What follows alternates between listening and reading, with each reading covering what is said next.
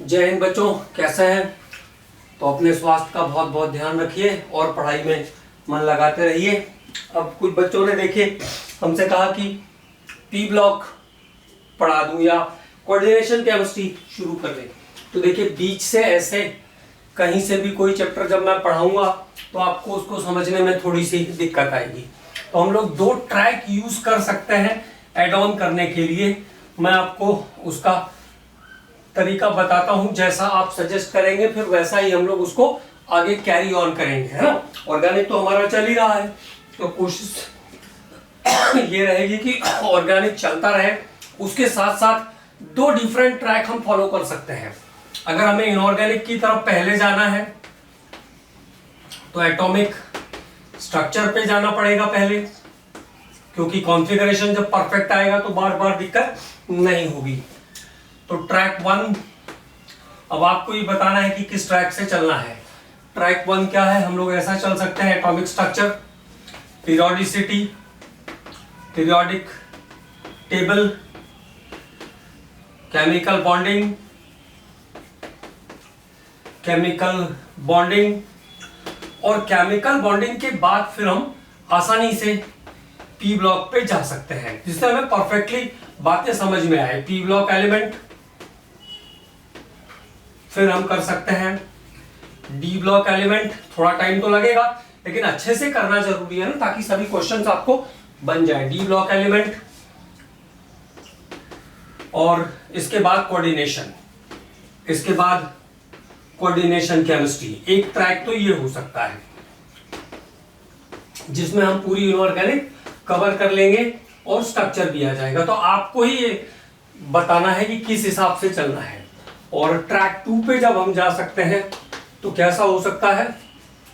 वो ऐसा हो सकता है बेसिक कॉन्सेप्ट, मतलब फिजिकल की तरफ चलना है अगर, तो बेसिक कॉन्सेप्ट के पहले रेडॉक्स ले लेंगे हम लोग, है ना। Basic concept, solution, redox,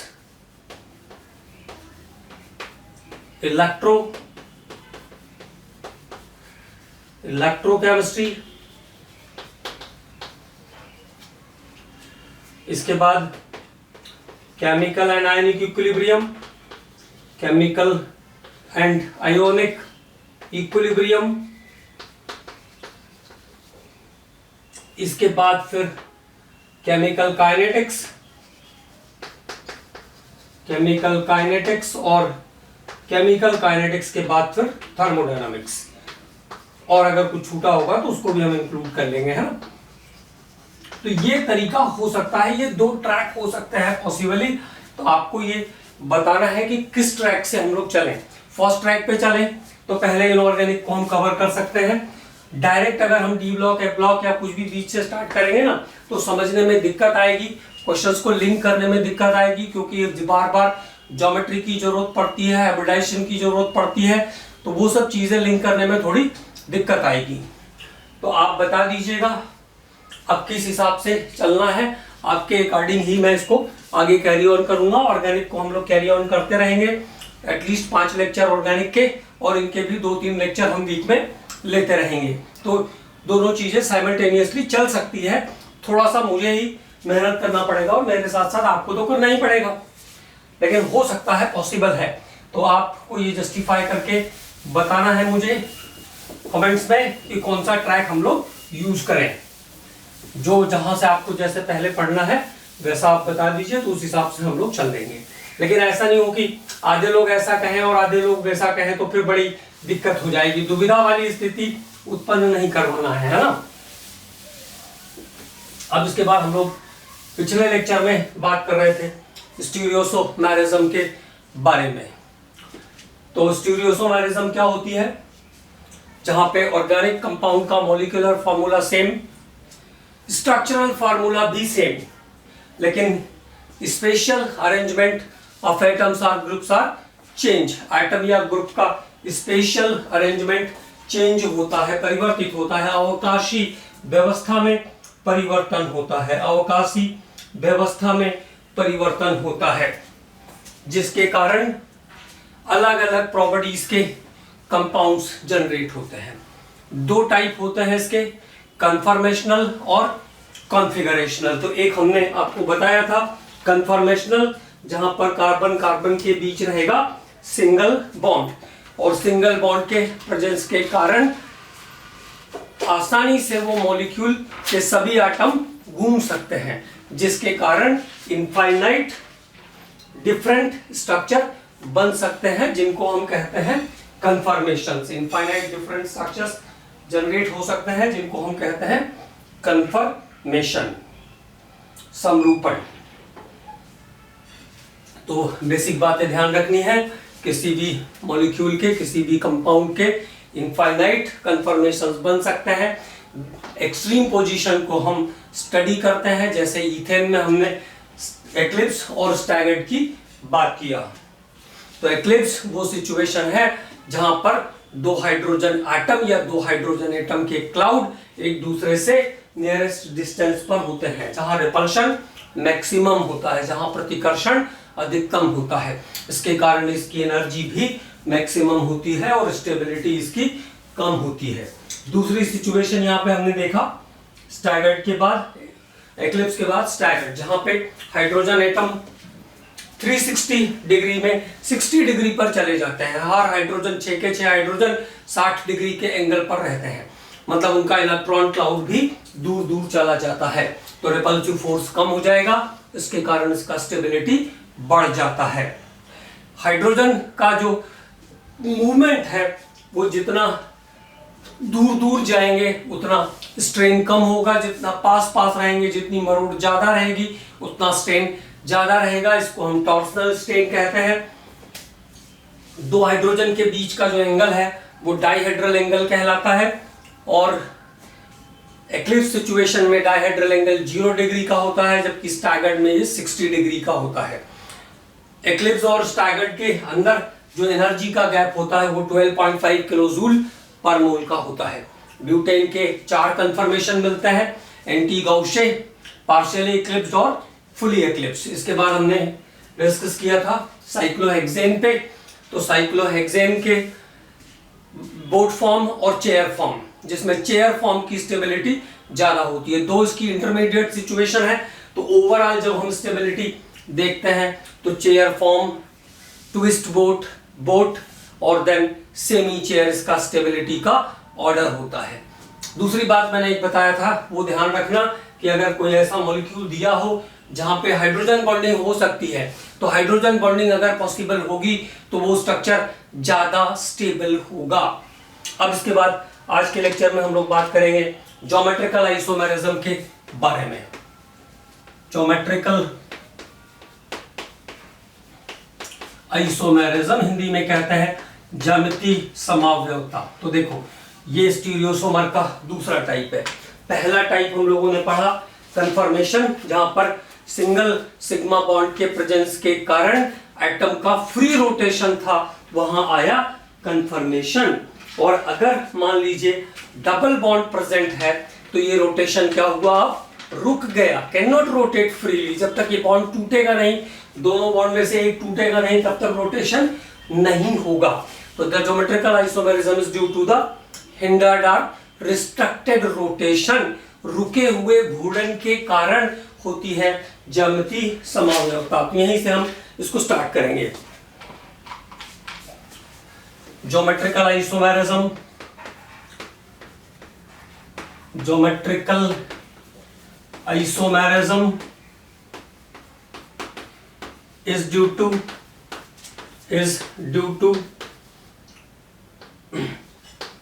restricted or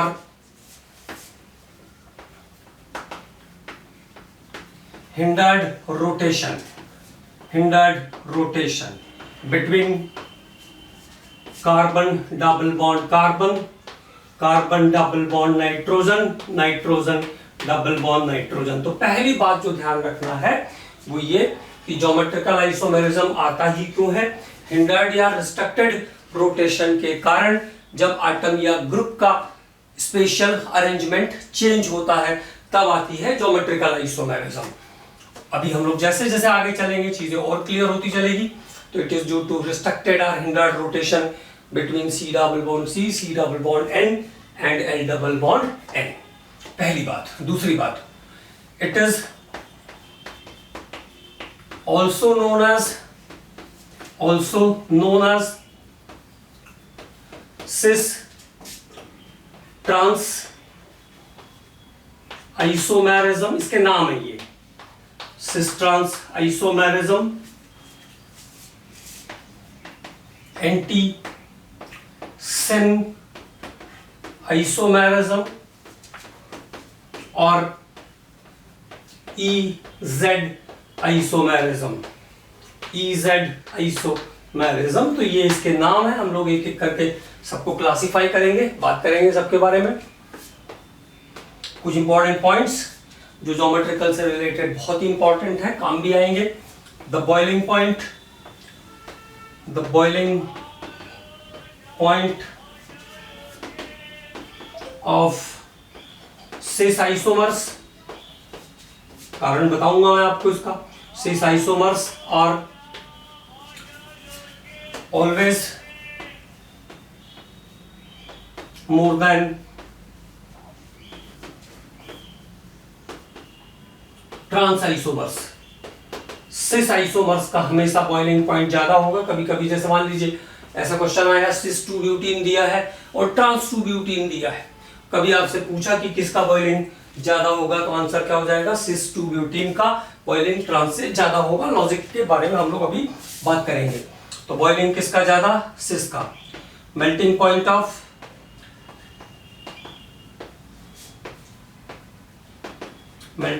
of trans isomers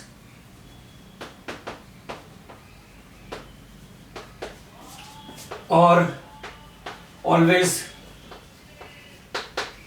more than cis isomers. Always more than cis isomers. Trans का मेल्टिंग ज्यादा होगा और सिस का बॉइलिंग पॉइंट ज्यादा होगा. ये दोनों इंपॉर्टेंट पॉइंट ध्यान रखने हैं. और क्या क्या इंपॉर्टेंट पॉइंट्स हैं उसकी बात करते हैं.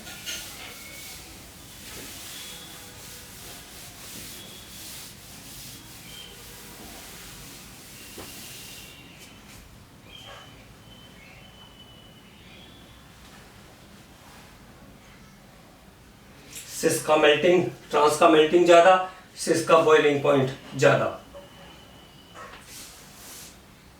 द ज्योमेट्रिकल आइसोमर्स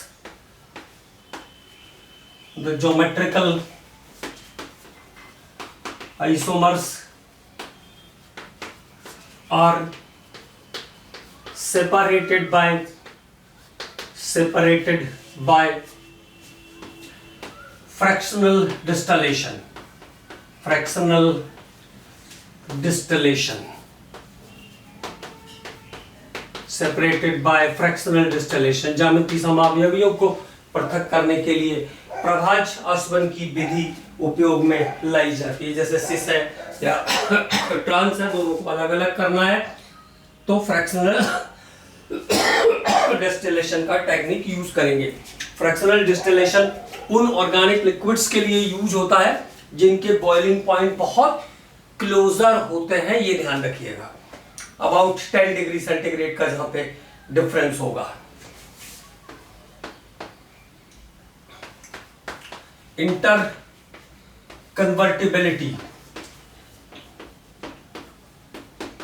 मतलब cis to trans or trans to cis, cis to trans या ट्रांस टू सिस अगर हमको कन्वर्ट करना है. Interconvertibility is due to effect of heat.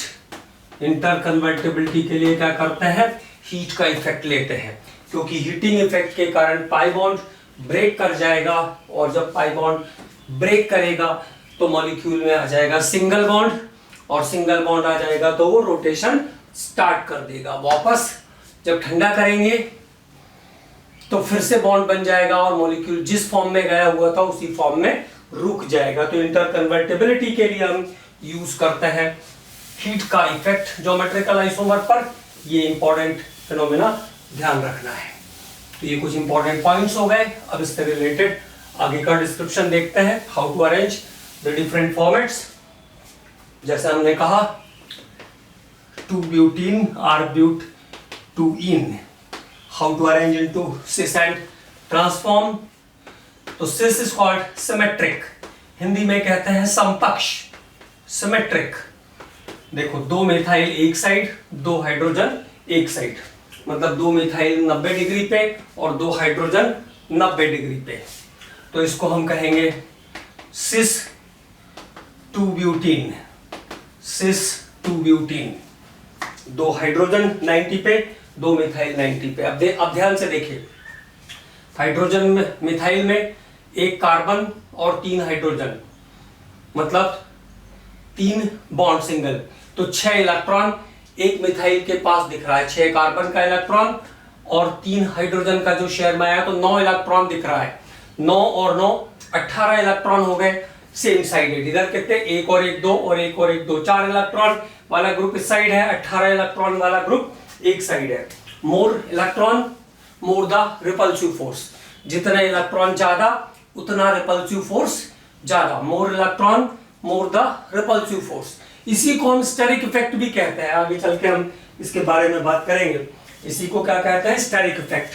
तो स्टेरिक इफेक्ट के कारण जो सिस आइसोमर होता है उसमें रिपल्शन ज्यादा होता है, और अगर रिपल्शन ज्यादा है तो वो क्लोजली पैक्ड नहीं हो सकता है, मतलब अच्छे से बंद स्ट्रक्चर, अच्छे से क्लोज स्ट्रक्चर नहीं बना सकता है। और जब अच्छे से क्लोज स्ट्रक्चर नहीं बना पाएगा तो उसका मेल्टिंग पॉइंट क्या होगा, उसका मेल्टिंग पॉइंट लोअर होगा। ठीक है, अब देखो सिस 2-butene के बाद ट्रांस 2-butene। यहां पे 6 कार्बन के इलेक्ट्रॉन, 3 हाइड्रोजन के, 9 इलेक्ट्रॉन वाला ग्रुप एक साइड है, और यहां पे वो 9 इलेक्ट्रॉन वाला ग्रुप दूसरी साइड है। तो high electron cloud groups are at 180, और 180 पे कोई रिपल्सिव फोर्स लगता नहीं है, 180 पे कोई रिपल्सिव फोर्स लगता नहीं है। रिपल्सिव फोर्स नहीं लगेगा, प्रतिकर्षण बल नहीं लगेगा, तो आसानी से वो क्लोज पैक स्ट्रक्चर बनाएगा, आसानी से वो क्लोज्ड पैक स्ट्रक्चर बनाएगा। और ये क्लोज पैक स्ट्रक्चर जो होगा इसका मेल्टिंग पॉइंट ज्यादा होगा। ठीक है, तो इसको हम क्या कहेंगे, ट्रांस 2-butene, ट्रांस 2-butene। तो सिस में क्या सिचुएशन देखने को मिली आपको, in case of cis, in case of cis isomer, एक को लिख देते हैं तो एक तो जस्ट अपने आप जस्टिफाई हो जाएगा। In case of cis isomers, high electron crowding group, high electron crowding group, high electron crowding group are same side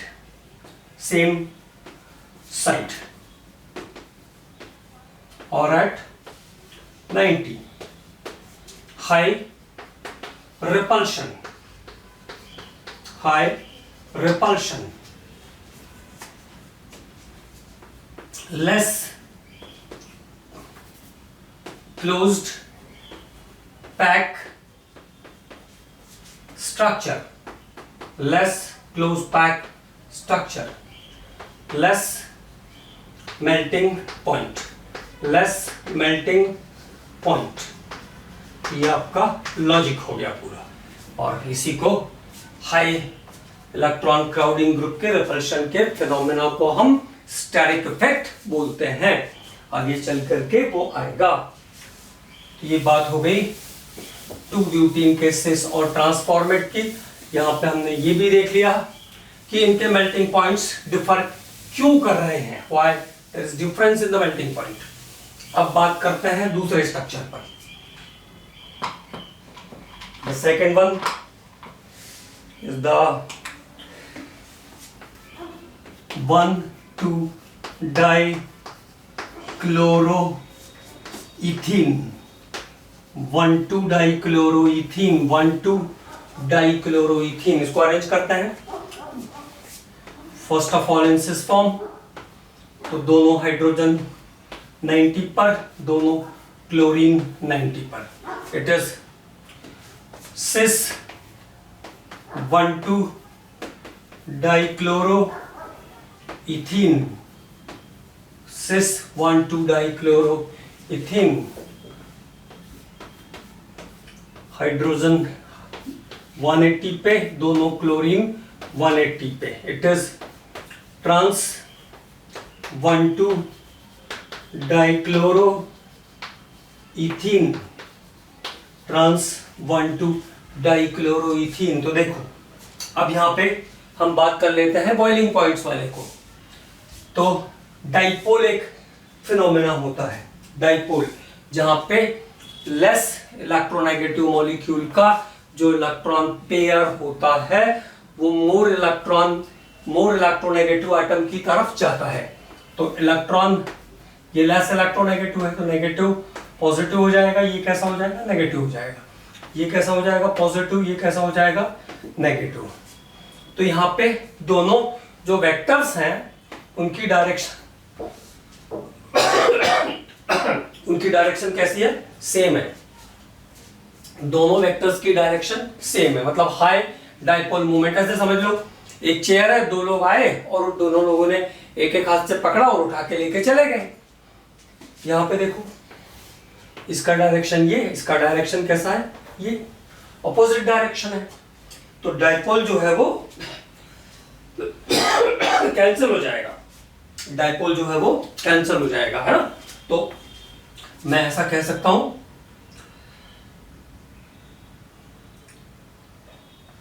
sis isomer have higher polar nature, क्योंकि इसका पोलर नेचर तो मेंटेन है, दोनों same direction में जा रहे हैं, higher polar nature. So it has higher dipole movement, higher dipole movement. अब ये सब चीजें बॉन्डिंग में है, इसीलिए बेस से चलना जरूरी होता है, बिना बेस के उल्टे सीधे भागते हैं तो थोड़ी दिक्कत आती है। तो cis isomer have higher polar nature, its dipole moment is higher, hence its boiling point is higher। तो जिसकी polarity ज्यादा उसका boiling point ज्यादा, its boiling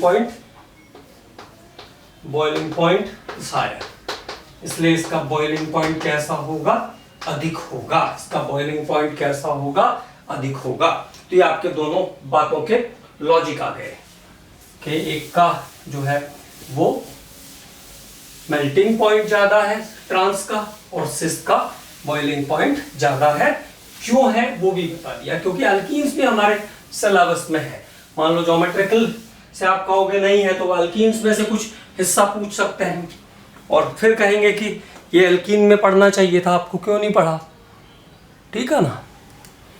तो ये बात हो गई डाइपोल मूवमेंट से रिलेटेड। एक और स्ट्रक्चर को डिस्कस करते हैं, CH double bond CH COH COH। इस कंपाउंड को हम कहेंगे 1 2 3 4 but 2 enoic acid, but 2 ene 1 4 dioic acid, dioic acid.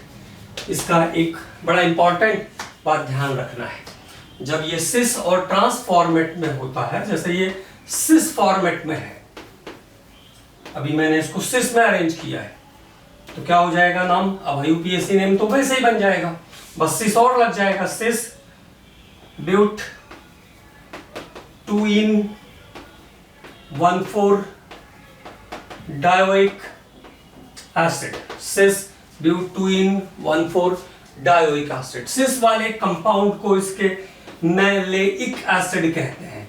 ध्यान रखना, मैंने मैलोनिक, मैलिक और मैलेइक तीनों के स्ट्रक्चर को एक साथ डिस्कस किया था। Cis but 2 ene 1 4 dioic acid is also called maleic acid.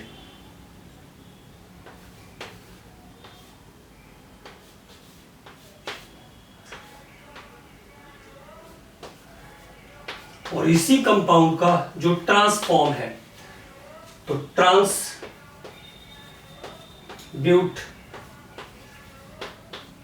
To ene 1,4 dioic acid वाला जो इसका फॉर्मेट है, इसका नाम अलग है, ये ध्यान रखना है। इसको फ्यूमरिक एसिड कहते हैं। It is called fumaric acid. So that is the difference in the name of the compound, common name of the compound in cis form and trans form. इस कंपाउंड के सिस और ट्रांसफॉर्मेट के नाम में अंतर है। ये बात इंपॉर्टेंट ध्यान रखना है। It is important point.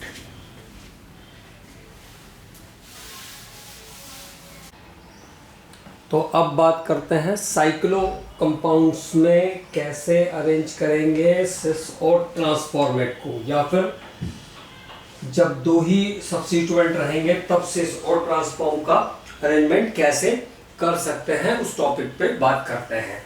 तो देखो, जैसे साइक्लोहेक्सेन 1,2 डाइऑल है।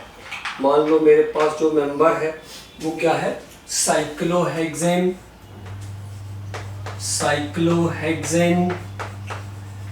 1,2 डाइऑल है। तो कैसे अरेंज करेंगे साइक्लोहेक्सेन 1,2 डाइऑल?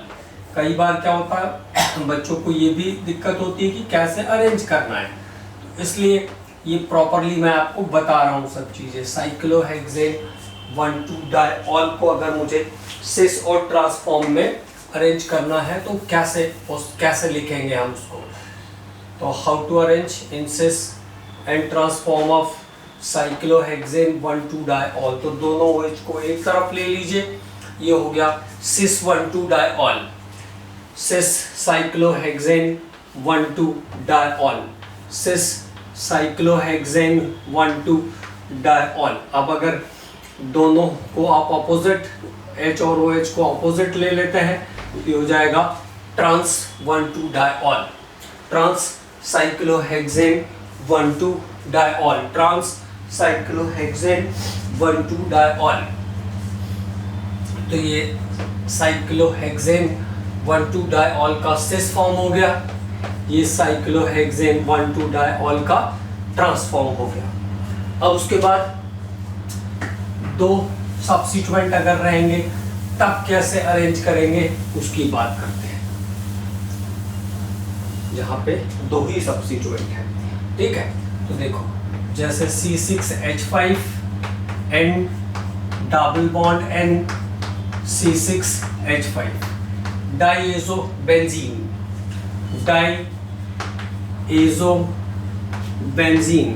डाइएज़ोबेंजीन को मुझे सिस और ट्रांसफॉर्मेट में अरेंज करना है। डाइएज़ोबेंजीन, तो यहाँ पे जो डबल बॉन्ड है वो दोनों नाइट्रोजन के बीच प्रेजेंट है, तो दोनों फिनाइल जब भी सेम साइड होंगे, both the phenyls are at the same side, मतलब 90 डिग्री पर होंगे जब दोनों फिनाइल कहाँ पे हैं, 90 डिग्री पर है। तो ये हो जाएगा सिस फॉर्म ऑफ कंपाउंड, इसको कहेंगे सिस फॉर्म। और जब दोनों फिनाइल एक दूसरे के साथ 180 डिग्री पर होंगे तो इसको कहेंगे ट्रांस। तो ये हो गया आपका ट्रांसफॉर्मेट का अरेंजमेंट, और ये हो गया आपका सिस डाइएज़ोबेंजीन और ट्रांस डाइएज़ोबेंजीन। तो इस तरीके से हम सिस और ट्रांसफॉर्म को डिफरेंट फॉर्मेट्स में अरेंज करते हैं। अब इसके बाद हम लोग बात करते हैं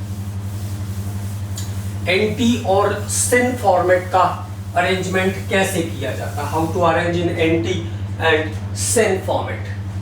anti and syn format, syn form कह दीजिए, एंटी एंड सिन फॉर्म। तो चलिए एक कंपाउंड लेते हैं, CH3CH double bond NOH, CH3CH double bond NOH. This compound is called acetaldoxim.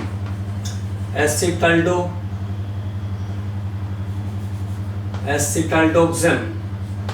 Acetaldoxime कहते हैं इसको। How to arrange this compound in syn and anti form, तो यहाँ पे जो डबल बॉन्ड आपको मिल रहा है वो कार्बन और नाइट्रोजन के बीच में है। The double bond is present between carbon and nitrogen. तो CH3 CH और यहाँ पे NOH, मतलब हाइड्रोजन और फंक्शनल ग्रुप, हाइड्रोजन और फंक्शनल ग्रुप क्रियात्मक समूह और हाइड्रोजन जब 90 डिग्री पर होंगे तो इसको कहेंगे हम syn form of compound. It is syn form of compound, इसको कहेंगे सिन फॉर्म ऑफ कंपाउंड। और नाइट्रोजन और जब हाइड्रोजन और फंक्शनल ग्रुप 180 डिग्री पर होंगे तो इसको हम कहेंगे, here it is called anti form of compound, anti acetaldoxime. Anti acetaldoxime इस कंपाउंड को हम कहेंगे। एक और कंपाउंड अरेंज कर लेते हैं, फिर उसके बाद आपको बताते हैं। एक लाइन लिखेंगे मतलब हम लोग, ताकि हमारे पास सब कुछ राइटिंग में प्रेजेंट रहे। अगला जो कंपाउंड हम ले रहे हैं वो है C6H5 CH double bond NOH। It is called benzaldoxime. क्या कहते हैं इस कंपाउंड को? बेंजल्डोक्सिम। बेंजल्डोक्सिम कहते हैं इस कंपाउंड को। This compound is called benzaldoxime. How to arrange benzaldoxime? तो डबल बॉन्ड यहाँ पे भी कार्बन और नाइट्रोजन के बीच में है, तो OH और H। Hydrogen and functional group are at 90। Hydrogen और फंक्शनल ग्रुप जब 90 डिग्री पर होगा तो इसको हम कहेंगे syn form of benzaldoxime, syn form of benzaldoxime. और जब हाइड्रोजन और नाइट्रोजन चले जाएंगे 180 डिग्री पर तो इसको हम कहेंगे एंटी बेंजल्डोक्सिम, एंटी बेंजल्डोक्सिम। तो सिन और एंटी फॉर्म में हमें क्या बात ध्यान रखनी है, अब उसको हम लोग नोट कर लेते हैं। How to arrange a compound in syn form and anti form. तो हमें ध्यान क्या रखना है इसमें? Hydrogen and functional group, hydrogen and functional group, hydrogen and functional group are at 90 degree. जब हाइड्रोजन और क्रियात्मक समूह दोनों 90 डिग्री के कोण पर होंगे, hydrogen and functional group are at 90। It is syn form of compound, it is syn form. तो इसको क्या कहेंगे हम? सिन फॉर्म कहेंगे। When hydrogen and functional group, hydrogen and functional group are at 180 degree. It is anti form of compound, anti form of compound। तो इसको हम कहेंगे कंपाउंड का एंटी फॉर्म ऑफ कंपाउंड। तो ये इंपॉर्टेंट बात यहाँ पे ध्यान रखना है। अब एक और फॉर्मेट बचा हुआ है, वो है EZ फॉर्म। EZ फॉर्म हम किसको कहते हैं? जब चारों सब्स्टिट्यूएंट डिफर कर रहे होंगे, जहां पे चारों सब्स्टिट्यूएंट डिफर कर रहे होंगे तो उसको हम अरेंज करते हैं EZ फॉर्मेट में। तो एक बार उसके बारे में थोड़ी सी बात कर लेते हैं। EZ फॉर्म के बारे में डिस्कशन करेंगे अब हम लोग।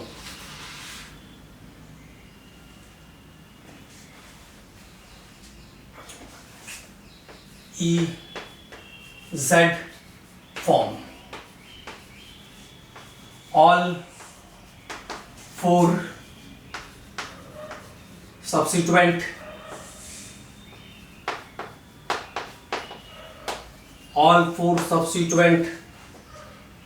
are different.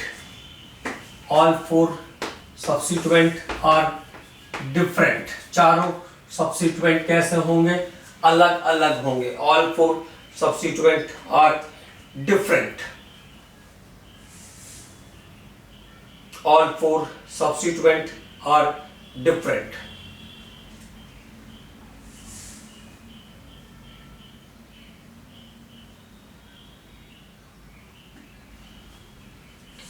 अब यहां पे जो प्रायोरिटी जाएगी वो एटॉमिक नंबर के बेस पे जाएगी.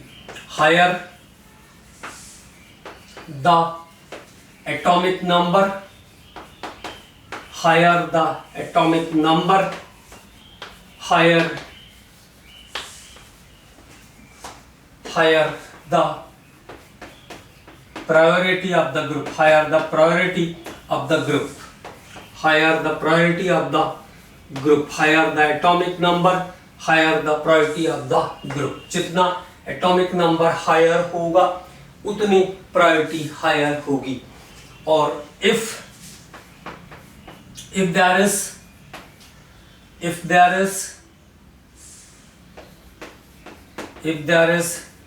methyl, ethyl और प्रोपाइल, अब ब्यूटाइल भी यहाँ पे आप लिख सकते हैं ना, CH3 CH2 CH3. if there is methyl, ethyl, propyl or any other group or any other higher member,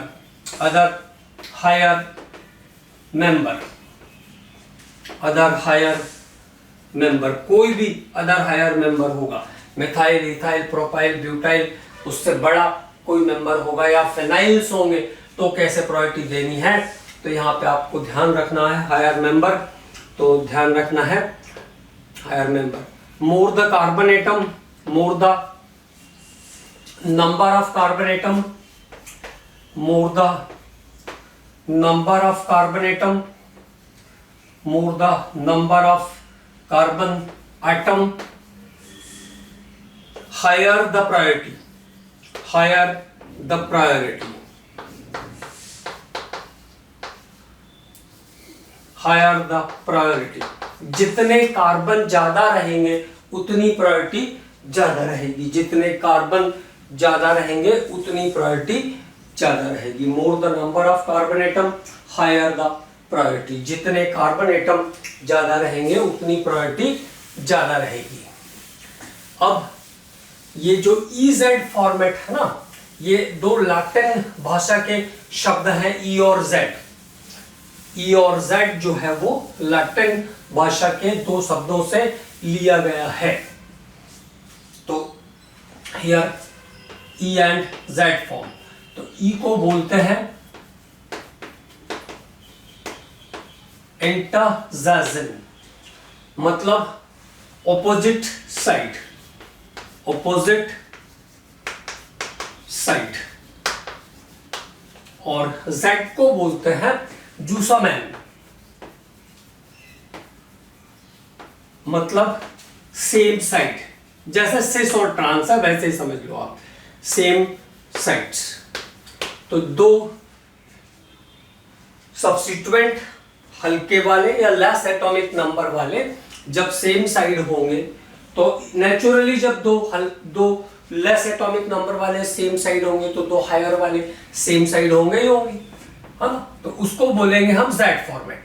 जैसा मैंने कहा फ्लोरीन, क्लोरीन, ब्रोमीन और आयोडीन. तो दो लेस एटॉमिक नंबर वाले सेम साइड, दो हायर एटॉमिक नंबर वाले same side. It is called Z form of compound. It is called Z form of compound. If there is opposite like fluorine, bromine, iodine and chlorine, so one of the higher and one of the lower atomic number is same side. It is called E form of compound. तो इसको कहेंगे E form of compound. मतलब जब match नहीं करेगा दोनों lower atomic number एक side, दोनों हायर एक साइड रहेंगे तो Z format, otherwise it is known as E format. और ये दो लैटिन भाषा के शब्द हैं E और Z, तो यहाँ पे इसको बहुत अच्छे से ध्यान रखना है, बहुत इंपॉर्टेंट भी है ना। तो it is about the representation और it is about the projection about Z and E form of compound, that is Jusamen and Intazezen form of compound। अब इसके बाद एक दो फॉर्मूले पे बात करते हैं, how to calculate the geometrical isomerism. Geometrical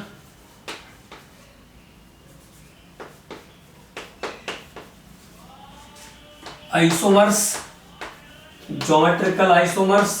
in polyenes, geometrical isomers in polyenes में ज्योमेट्रिकल आइसोमर को कैसे निकालते हैं, पॉलीमर्स में ज्योमेट्रिकल आइसोमर्स को हम कैसे कैलकुलेट करते हैं, उसकी बात कर रहे हैं। पहली कंडीशन, polyenes have different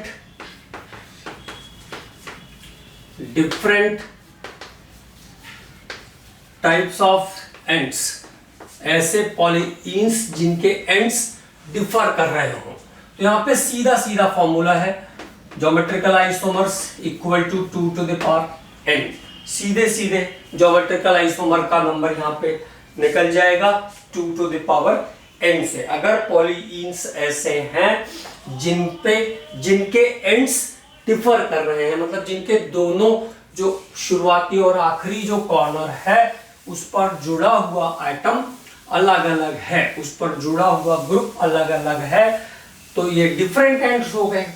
सीधा सीधा फॉर्मूला है 2 का पावर n, यहाँ पे सीधा सीधा फॉर्मूला लगेगा 2 का पावर n। जैसे मान लो ये कंपाउंड है,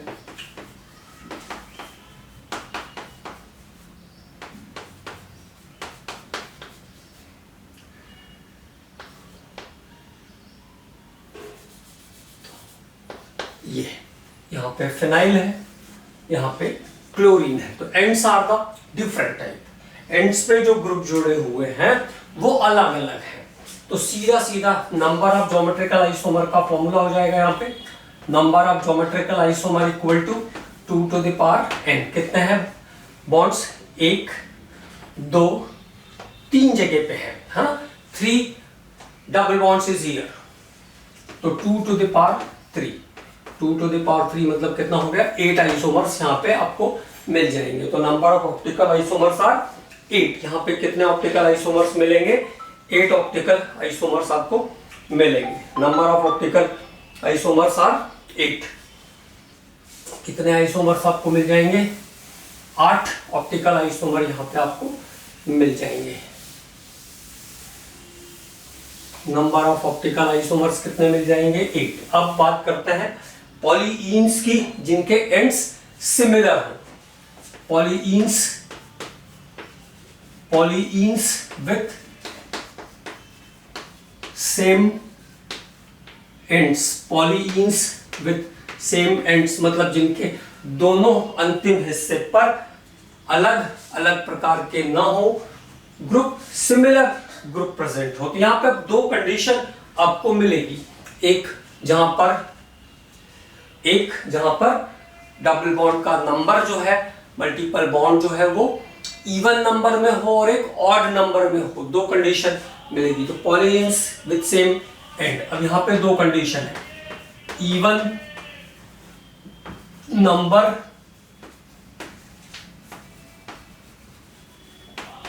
double bonds, even number double bonds, जहां पे डबल बॉन्ड इवन नंबर में होगा, इवन नंबर डबल बॉन्ड। तो नंबर ऑफ ज्योमेट्रिकल आइसोमर्स का फॉर्मूला हो जाएगा 2 to the power n-1। n क्या है यहाँ पे, मल्टीपल बॉन्ड का नंबर है, n is the number of multiple bond, 2 to the power n-1 plus 2 to the power n by 2 minus 1, n by 2 minus 1।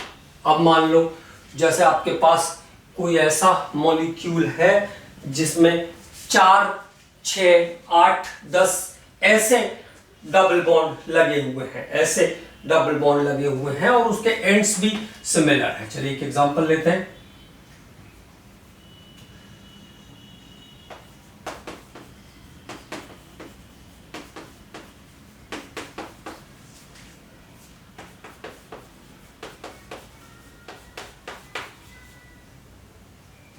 तो यहाँ पे हो गया ये आपका 1 2 3 1 4, ठीक है, और ये हो गया आपके पास 2 1 3 1 यहाँ पे, ठीक है। तो पॉलीइन्स जिनमें एंड्स कैसे हैं, सिमिलर हैं, एंड पर जो ग्रुप जुड़े हुए हैं वो कैसे हैं, सिमिलर हैं। और डबल बॉन्ड देखिए कितनी जगह आ रहा है, 1 2 3 4 जगह पे आ रहा है। तो even number of double bonds, even number of double bonds, तो ज्योमेट्रिकल आइसोमर्स का नंबर यहाँ पे निकल जाएगा 2 to the power n minus 1, तो 4 minus 1 plus 2 to the power 4 by 2 minus 1। और उसको सॉल्व करते हैं, कितना आ गया, यहाँ से 3 आ गया, तो कितना आ जाएगा, 8 आ जाएंगे प्लस 2। अब 4 को 2 से डिवाइड करोगे तो आया 2, 2 में से 1 माइनस करोगे तो आया 1, 2 टू द पावर 1 मतलब 2, और 8 और 2 10। तो यहाँ पे कुल ज्योमेट्रिकल आइसोमर्स के नंबर कितने मिल जाएंगे, हमें 10 मिल जाएंगे। There are 10 geometrical isomers. कितने ज्योमेट्रिकल आइसोमर्स यहाँ पे आपको मिल जाएंगे, 10 ज्योमेट्रिकल आइसोमर्स आपको यहाँ पे मिल जाएंगे। तो even number of double bond की बात हुई है। अब odd number of double bonds और देख लेते हैं, एक और एग्जांपल यहाँ पे, odd number of double bonds, same and odd number of double bonds, polyenes with same ends, odd number of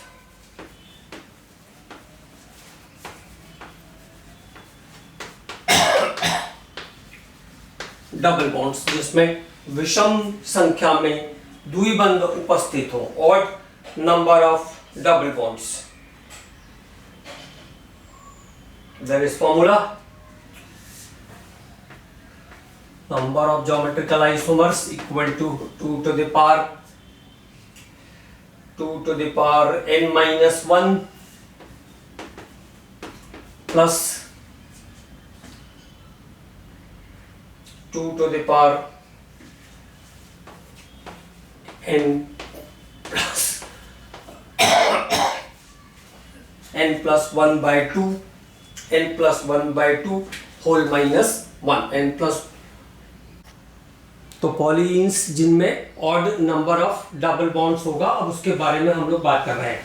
तो फॉर्मूला क्या हो गया, number of geometrical isomers equal to 2 का power n minus 1 plus 2 to the power n plus 1 by 2 minus 1। ये overall formula होगा उन पॉलीइन्स के लिए जिनमें सेम एंड्स के साथ साथ odd number of double bond है, सेम एंड्स के साथ साथ odd number of double bond है। जैसे मान लो एक मॉलिक्यूल लिया हमने CH2Cl, CH double bond CH, CH double bond CH, CH double bond CH, CH2Cl। अब इनमें odd number of double bond, तो डबल बॉन्ड के नंबर कितने मिल गए, 1 2 और 3। एंड्स कैसे हैं, सेम है, तो polyenes with same end have odd number of double bond, odd number of double bond. तो देखो 3 डबल बॉन्ड है, तो 2 का power 3 minus 1 plus 2 to the power 3 plus 1 by 2 minus 1। ये हुआ इसका फॉर्मेट। 2 का पावर 3 में से 1 चले गए तो कितने बचे, 2 बचे। अब 2 का पावर 2 बचा तो कितना आ गया, 4 आ गया, प्लस 3 प्लस 1 कितना हुआ, 4, 4 बाय 2 कितना हुआ, 2, 2 में से 1 माइनस हो गए तो कितना बचा, 1, तो 2 का पावर 1 कितना हो जाएगा, 2। तो यहाँ पे नंबर ऑफ ज्योमेट्रिकल आइसोमर्स हमें कितने मिल जाएंगे, 6 मिल जाएंगे। तो ये दोनों फॉर्मेट हो गए, सेम एंड्स और अपोजिट एंड्स। अपोजिट एंड में तो कुछ करना नहीं है, सीधा सीधा फॉर्मूला है 2 का पावर n। अपोजिट एंड्स में 2 का पावर n और सेम एंड्स में दो फॉर्मूले लगेंगे, इवन नंबर के लिए अलग, ऑड नंबर के लिए अलग। तो ये ज्योमेट्रिकल आइसोमेरिज्म के बारे में हम लोगों ने बात किया। अब ज्योमेट्रिकल आइसोमेरिज्म के बाद अगले लेक्चर में हम लोग स्टार्ट करेंगे ऑप्टिकल आइसोमेरिज्म। तब तक अच्छे से रिवाइज करते रहना है चीजों को। अगले लेक्चर में हम लोग ऑप्टिकल आइसोमेरिज्म के बारे में बात करेंगे। और जो मैंने आपको एक फॉर्मेट दिया था ट्रैक 1 और ट्रैक 2 पर चलने का, उसके लिए आप कमेंट्स करेंगे तो उसके हिसाब से फिर हम आगे उस पार्ट पर भी बढ़ेंगे। मुझे लगता है कि ट्रैक 1 के हिसाब से अगर हम चलें तो जल्दी हमारा इनऑर्गेनिक केमिस्ट्री तक हम लोग जल्दी पहुंच जाएंगे, ये फायदा हो सकता है।